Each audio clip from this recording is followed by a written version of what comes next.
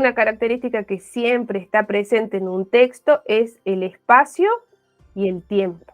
Pensarlo como un lugar y una hora o un día, tenemos que pensarlo como una construcción humana, como una parte inherente a nuestra existencia. No podemos pensarnos afuera de un aquí y de una ahora, de un pasado o de un futuro, o por fuera de un lugar.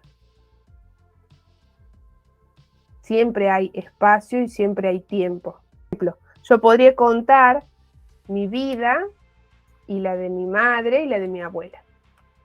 Yo lo podría contar de una manera autobiográfica, contándolo en pasado, en primera persona, lo que fui sintiendo a medida que pasaba el tiempo y superábamos ciertas cosas, o puedo contarla como la contó Gabriel García Márquez, en un modo de ficción.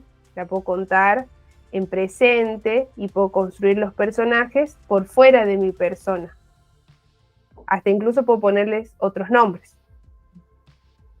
Bueno, el espacio y el tiempo varía según el género, según la fuente de inspiración, según el estilo de cada autor. Por ejemplo, un espacio y un tiempo muy claro es el de la crónica. Porque en una crónica se cuentan los acontecimientos de modo cronológico. Esto pasó ayer, esto pasó hoy, esto pasó antes de ayer, esto pasó ayer, esto pasó hoy, esto pasa ahora.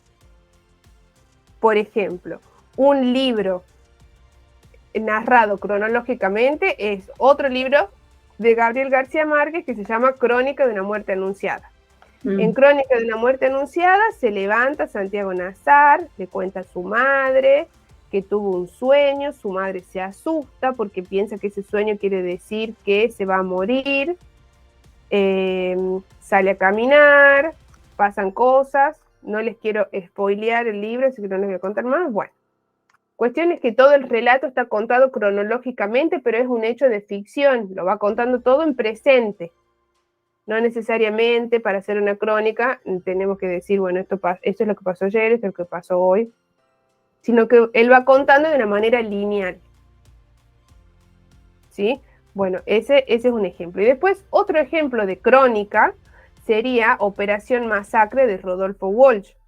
Rodolfo Walsh fue un periodista argentino que fue secuestrado y asesinado durante la última dictadura militar.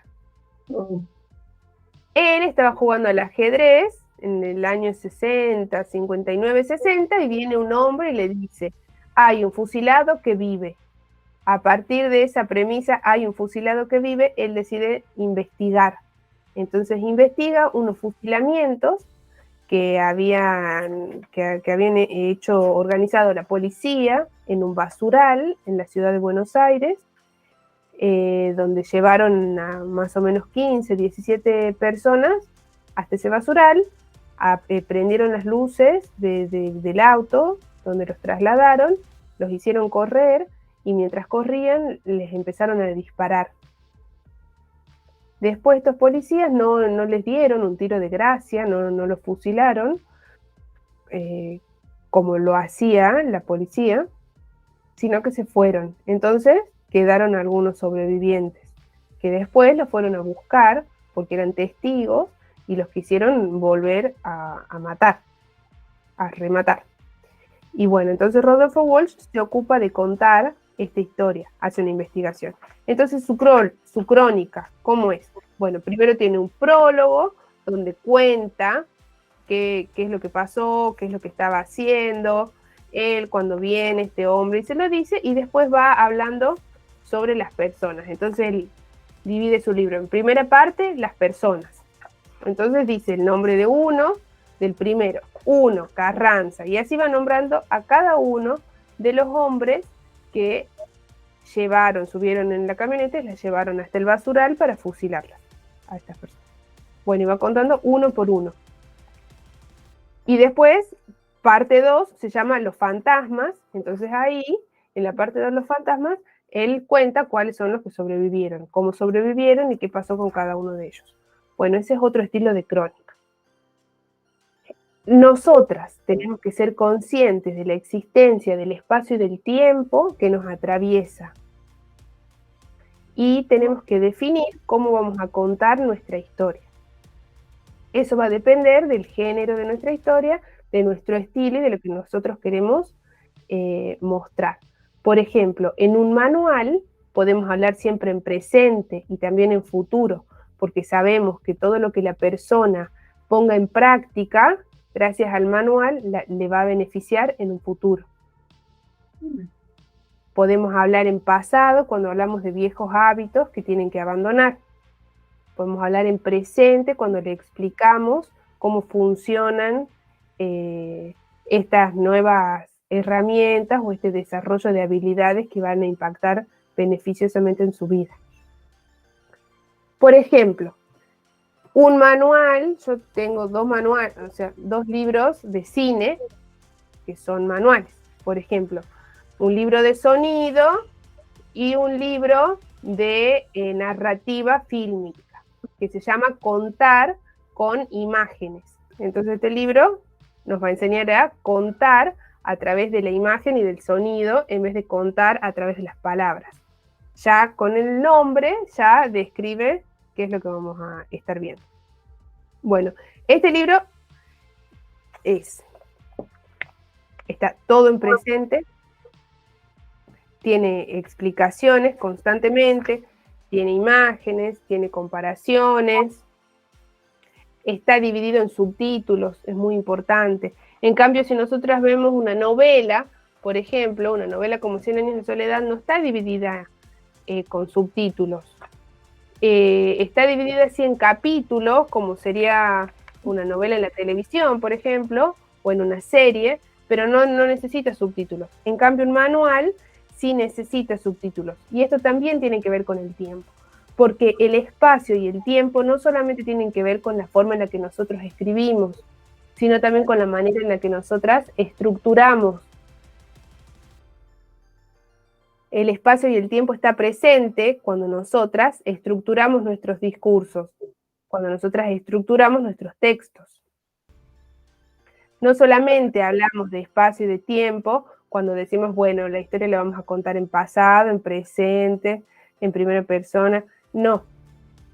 También el espacio y tiempo está en cómo nosotras vamos, cuál va a ser nuestra estrategia para exponer lo que queremos decir, ya sea en un libro, en un podcast, que estábamos hablando de que se podía hacer un podcast, ya vamos a hablar de los diferentes soportes, pero bueno, siempre está el espacio y el tiempo.